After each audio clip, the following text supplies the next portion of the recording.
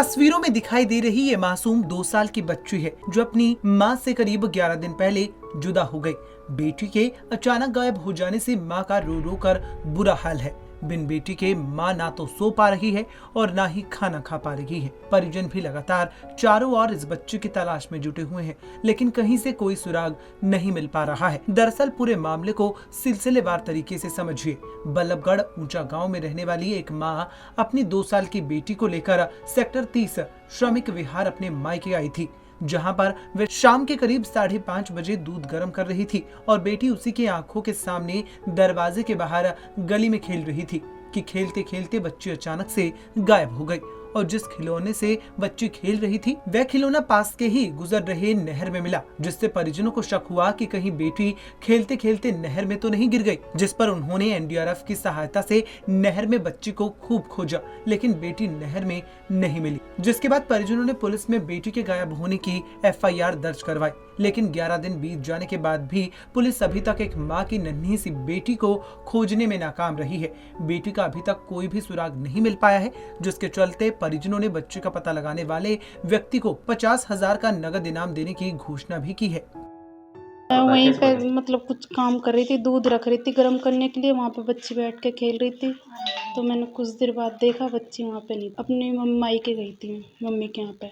10 minute बाद मैंने देखा बच्ची वहाँ पे नहीं थी। वो बोतल से खेल रही थी, तो मैंने उसको देखा तो बोतल नहर में थी।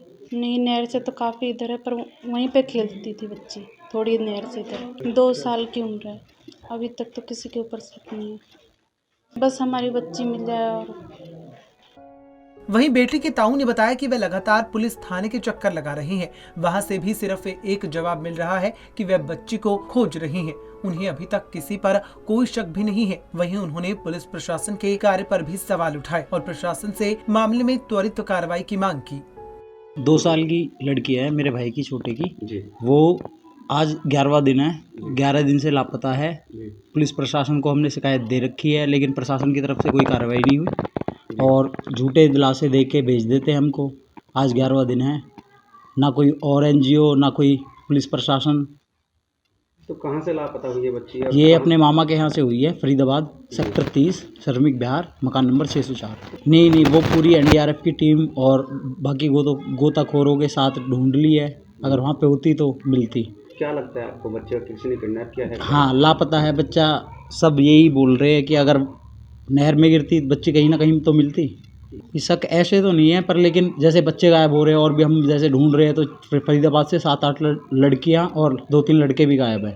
प्रशासन झूठे दिलासे दे देता है कि एक बच्ची नहर में है, यहाँ पे नहीं है, किसी ने उठाई नहीं है, लापता है, ये है वो है, 2-4 बातें बोल के भेज देते हमको। मैं सभी भाइयों बहनों से ये कहना चाहता हूँ, अगर किसी को भी ये बच्ची दिखे तुरंत कांटेक्ट करे। सभी मीडिया बंधु व सभी साथी ज़्यादा से हाँ, इनाम रखा हुआ है 50,000 रुपये। हाँ जी, बच्ची का नाम है? कहाँ? रिया नागर है, पिता का नाम रोहित नागर। 7838440943। वाइट कलर का फ्रॉक पहन रखा है, सैंडल पहन रखी है।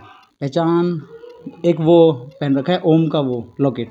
वहीं इस घटना से जुड़ी हुई जानकारी देते हुए बच्चे के ताऊ ने बताया कि उन्हें पता चला है कि फरीदाबाद के अलग अलग इलाकों से करीब आधा दर्जन बच्चे गायब हुए हैं, जिसमें अधिकतर बेटियां हैं। वहीं अब देखना ये होगा कि पुलिस इस मामले में आगामी दिनों में क्या कुछ कार्रवाई करती है और पीड़ित परिवार को उनके बच्चे कब वापस मिल पाती है।